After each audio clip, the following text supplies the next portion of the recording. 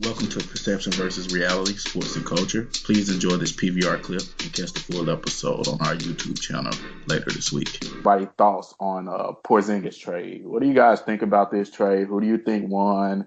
And do you think New York can actually pick up two big free agents? Because if they don't get that number one overall pick and they don't get to at least one big free agent and one B plus free agent, Or then this is kind of crazy to make this trade at this time when you could have gave the guy his another max deal and maybe maybe had 4 to 5 more years to show him that you could build a winning organization.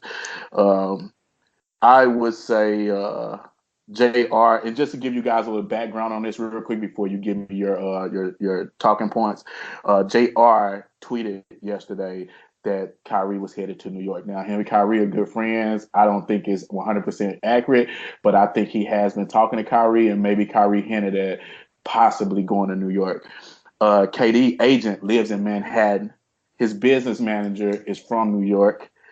He's from the DC area, not too far from New York. So, I mean, that's a good connection. And then Jimmy Butler and Kyrie are NBA best friends. Those guys love each other. They're friends. They work out together during the off season sometimes. And right now, I don't think Jimmy Butler is too happy with his current, like role in Philly. I think he's only averaging 17, 18 points a game, or something like that. And then you got Kemba Walker, and this is pretty much a stretch, but this is just something I thought about yesterday. He did play at Syracuse. He played at Syracuse, right? Kemba Walker? You could, Connecticut. Yeah. you He could, played Connecticut. I'm tripping, man. Yeah. Thanks for that's perception versus reality. Somebody always going to correct you. That's good. That's good. Okay, so I can scratch that stretch off my list then. But go ahead, Liam, with what your thoughts on that trade. Um, I think the Knicks stupid. Maybe if they could get KD and Kyrie, then maybe. But I just see it like this because I think they could have made space available for two max contracts with Porzingis because Porzingis was on a rookie contract deal, so it was a low deal. Um, if I get one superstar, the purpose is to get another. I don't trade the star I got in hopes of this fall out the sky that I get two stars. I don't get that one. Dallas it helps them, but for the Knicks, man, they have to get KD and Kyrie. And I'm just my opinion may not be if Magic could get a meeting with anybody. I just think Magic's charisma it's going to be a tough sale for them because they could go to the Clippers and do that. They could go to, I think the Clippers. I think they said maybe Brooklyn, but Brooklyn kind of rolling there. But that's a tough sale in New York. You did mention the good points about Jr. I didn't know that he tweeted and saying that Kyrie will be going to New York. Man, Yeah. New York gamble. So you see if it just works out for him. Okay. So you say right now Dallas won pending free agency and pending the draft. Because if they got Zion and let's say Kyrie and let's say they put in Jimmy Butler, I would say they won if they even got that without KD. But the chances of getting Zion, first of all, if 14%. 14%. Yeah, like you said. It's only 14%. of them against Zion is low. You can't bank everything on Zion. You already got Kevin Knox. He's a nice player. Dennis Smith, that's a nice player if you're just looking to rebuild. But to offer, say, free agents, hey, we think we have a championship here with what we got. I just looked at this slow roster they got. They got Damian Dotson, Luke Cornett. I mean, come on, man. Yeah, they got to be able to have somebody in their front office got to be a salesman. And I don't see anybody in their front office closing. Golden State had Jerry West when they closed Kevin Durant. The Lakers got Magic Johnson. Who New York got? So Yeah, in my opinion, I feel like you said, I feel like they sold a little early on Prozingis. Now, if it's an IT type of thing, obviously he a lot bigger and has a lot more upside than IT. But if it's an IT type of thing and he's hurt or something like that, they know something more severe about that injury. They don't think he's gonna be right. They think they got a Yao Ming or something like that, and they were just selling him off, got as much as they could get back. Great. If he turns out to be the starter that we all think he pretty much is, the top 20 player, top 15, and potentially top 10 potential, overall, then they probably lost because him and Luca gonna cause some damage over there. To me, again, it's a big gamble. Like you have to almost know in your mind, like you feel like I know we getting KD, like I Right. know we getting KD, and people gonna want to come here and they gonna want to play with KD, and KD is going to be the selling point.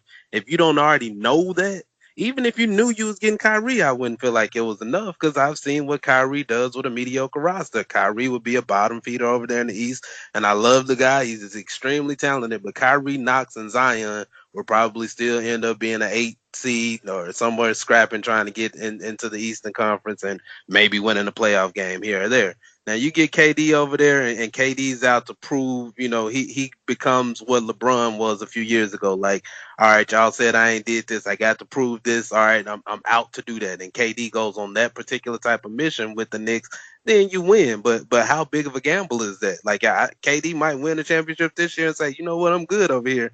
Let me just keep racking up some rings, and at the end of the day, if I retire with 9 rings, people gonna give me my respect anyway.